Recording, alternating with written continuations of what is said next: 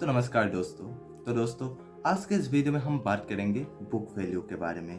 Book value stock market का एक काफ़ी इंपॉर्टेंट फैक्टर होता है।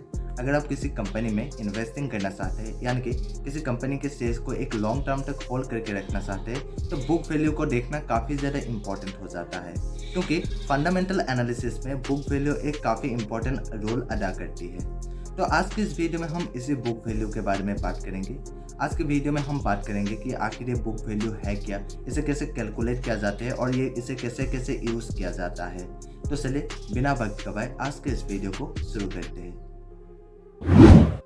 तो चलिए सबसे पहले हम बात करते हैं कि आखिर ये बुक वैल्यू क्या होता है। तो देखिए, जब भी हम किसी कंपनी के टोटल एसेट्स को टोटल लायबिलिटीज से माइनस करते हैं तो हमें एक नेट एसेट्स मिलता है, तो उसे ही हम बुक वैल्यू कहते हैं।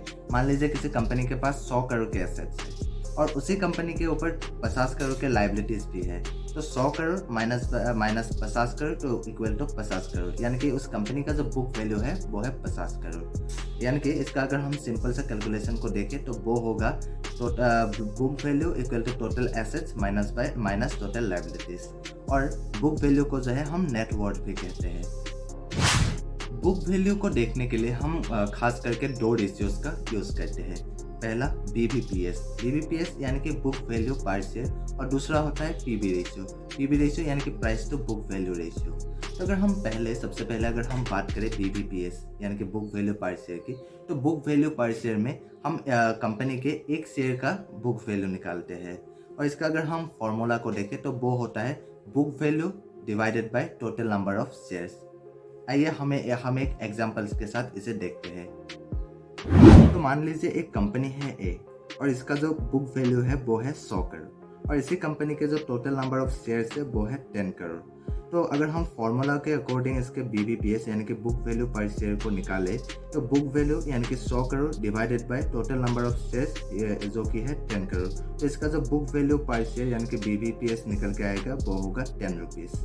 तो अभी हमने जो एग्जांपल देखा, इसमें जो कंपनी ए है इसका जो बीबीपीएस निकल के आया यानी कि बुक वैल्यू पर शेयर वो है 10 रुपीज़, यानी कि इस कंपनी के एक शेयर का जो बुक वैल्यू पर शेयर है बुक वैल्यू है वो है 10 रुपीज़। तो चलिए इसके बाद हम बात करते हैं पीबी रेशियो के बारे में। तो पीबी रेशियो की भी अगर हम फॉर्मूला को देखें इसके कैलकुलेशन की, तो वो होता है करंट मार्केट प्राइस, जो एक शेयर होता है उसका जो अभी करंट जो मार्केट प्राइस चल रहा है वो डिवाइडेड बाय बीबीपीएस यानी कि बुक वैल्यू पर शेयर। तो चलिए इसी एग्जांपल को अगर हम कंपनी ए के पीबी रेशियो को देखें तो वो होगा, तो ये जो कंपनी था ए, मान लीजिए इसके जो अभी एक शेयर का प्राइस चल रहा है 100 रुपये, और इसका अगर हम इसके बुक वैल्यू पर शेयर को देखें तो अभी हमने थोड़ी देर पहले इसका बुक वैल्यू पर शेयर निकाला था जो कि था 10। तो अगर फॉर्मूला के अकॉर्डिंग इसके पीबी रेशियो को निकालने जाएं तो वो होगा शेयर प्राइस जो कि है 100 रुपये डिवाइडेड बाय बुक वैल्यू पर शेयर यानी कि 10 रुपीज़ इक्वल टू 10।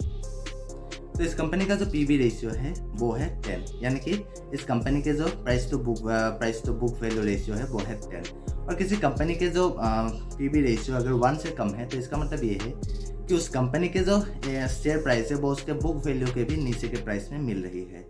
मान लीजिए अभी जो हमने एक एग्जांपल देखा, जो कंपनी ए है इसका जो पीबी रेशियो है वो 10 है।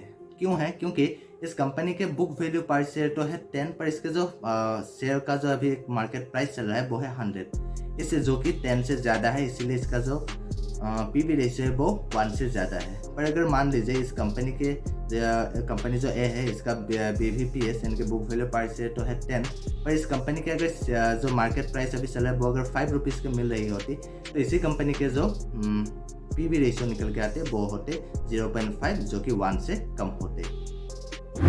तो गाइस आज के लिए बस इतना ही, और अगर आपको ये वीडियो पसंद आया तो प्लीज़ लाइक करिए, और अगर आप इस चैनल पे नए हैं तो प्लीज़ सब्सक्राइब भी कर दीजिए, और अगर आप मुझे इंस्टाग्राम में फॉलो करना चाहते हैं तो लिंक डिस्क्रिप्शन में दिया गया है।